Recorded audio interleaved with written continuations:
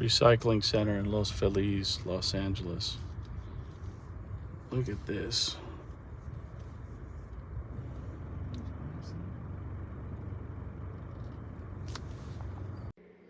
Americans cannot afford to live at all, okay? I just had a conversation with some coworkers, and they told me that some of their family members are actually living in their cars, right? They're living in cars to save money, right? They shower at the gym and they just sleep in their cars to save money and all that stuff because the rent is way too high. It's like nobody can afford to live. The only people that can afford to live, that can afford food and rent, comfortably is you got to be making like near $1 million, at least $500,000, because even people that are six-figure earners, depending on where you live, they are struggling like crazy. But check this out, these are Americans living in their cars, yo. Making brekkie in a grocery store parking lot.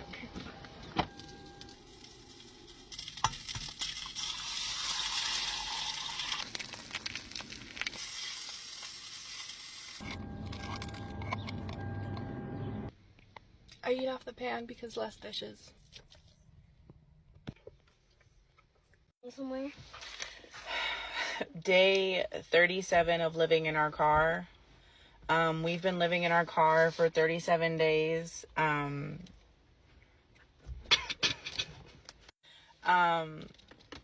It's been very hard. I shared yesterday that I've moved into my Subaru because I refuse to sign another lease and give tens of thousands of dollars to millionaire property management companies that I hate. Fuck capitalism. So here are some answers to questions that you guys had about how I'm doing this. Question was, where do I shower? I know a lot of people get gym memberships. I haven't done that yet because I haven't needed to do that. I'm in a little bit of a special situation where my family lives pretty close by where I'm at. They're like 40 minutes away and they live on a boat now. And so I have access to like the marina showers. I just need their key fob. Okay, boom. I've been living in my car since May 13th, about 2 months and some change. Let's talk about it. So I bought this car knowing that I was probably gonna have to make a tough decision. I do freelance work and video, and a lot of the money will come in late, as any freelance knows. So how far is this gonna get? Like is this the new lifestyle? Are we gonna do absolutely nothing about housing? Right? Is there going to be just no affordable housing at all?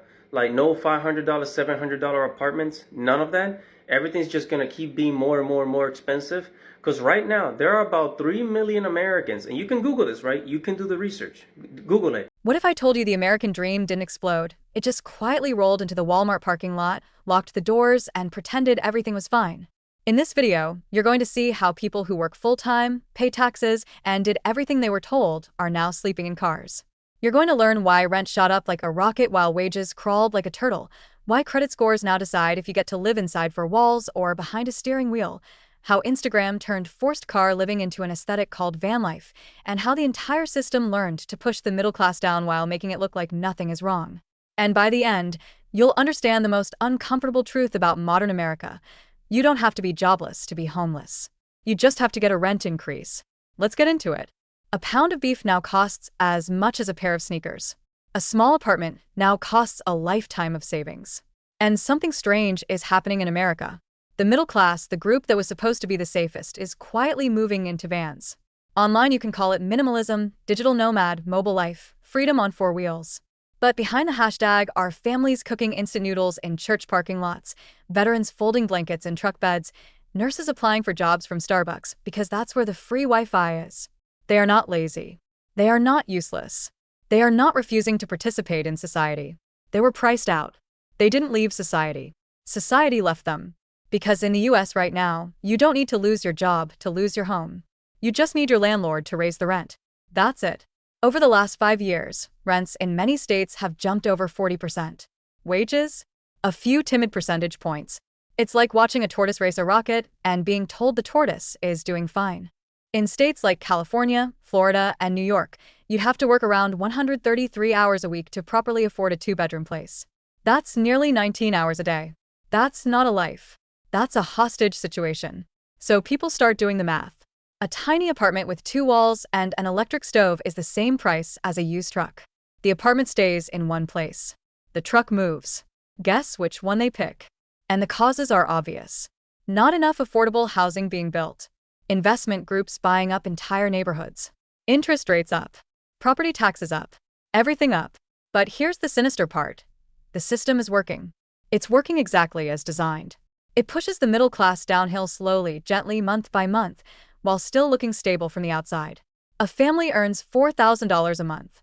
They pay $1,050 a month for rent. That's cute. In real life, many are paying $1,200, $1,400, $1,700. Say they pay $1,050, that's $12,600 a year gone. What's left?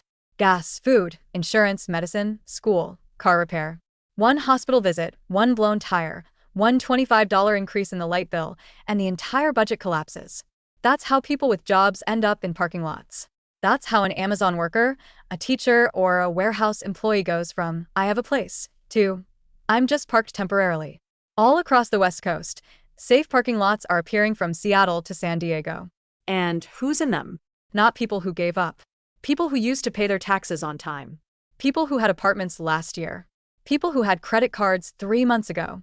A man said he earns $3,200 a month, but was denied housing because his credit score was too low, so now he lives in a 2007 sedan. "I'm not homeless," he said. "I'm just parked." That sentence should haunt every politician. I'm not homeless.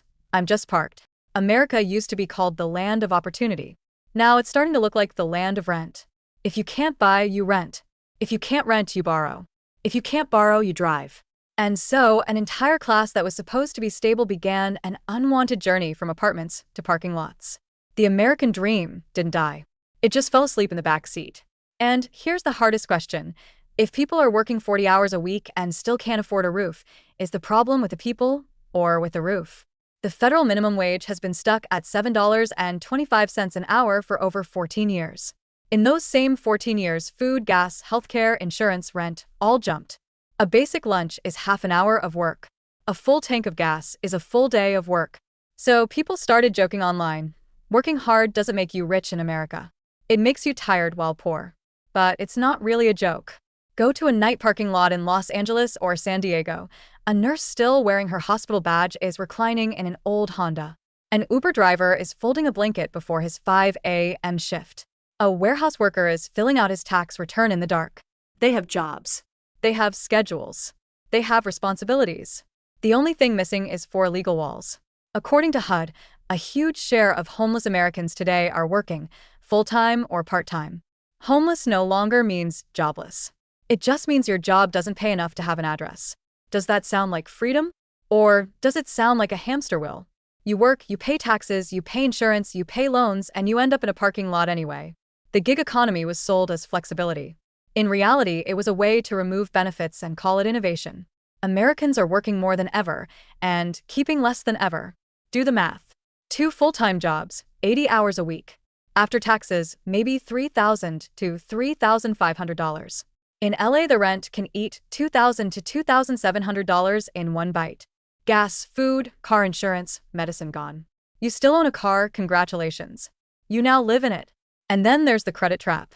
America didn't just make everything expensive. It made debt respectable. Student debt for a future. Mortgage debt for stability. Auto debt to look successful. Credit card debt to feel like you still have options. Result? Over $1 trillion in credit card debt. Millions of people one bill away from disaster. And 60% of Americans don't even have $1,000 saved for an emergency. That's why a flat tire, a fever, or one missed shift can send a family from "we're making it" to "is this parking lot safe?" A man in San Diego said, "I used to have a house, 2 cars, and a 780 credit score. Now I have a car, a folding mattress, and a credit score like winter." That's not a motivational quote. That's a confession of a system that punishes you for playing by its rules. Since the 1980s, America started teaching something quietly. Success equals spending. If you spend, you look successful. If you look successful, you must be doing well. But they forgot to add, you will be borrowing to do that. And debt is patient. Debt waits. Debt is the new religion of the American middle class. You worship every month with payments. You tithe to the banks. And in the end, you don't own peace. You own installments. And when people can't keep up, they do something very American. They rebrand the crisis. They call it van life. Go on Instagram, glossy vans, polished wood interiors, laptops on tailgates, sunsets, girls with messy hair holding coffee in national parks. And for some people, yes, that's real. They chose it. They truly wanted a life without landlords, without cubicles, without HOA rules. But parallel to that dream content is a second world.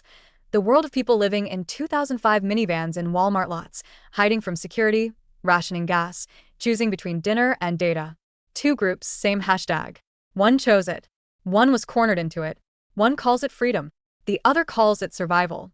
In Los Angeles alone, over 13,000 vehicles are now used as housing. Nationwide, vehicle living has jumped by over 60% in 5 years. And officials call it temporary mobile living. Sounds cute, right? As if people are doing it for fun, not because the rent is literally higher than their salary.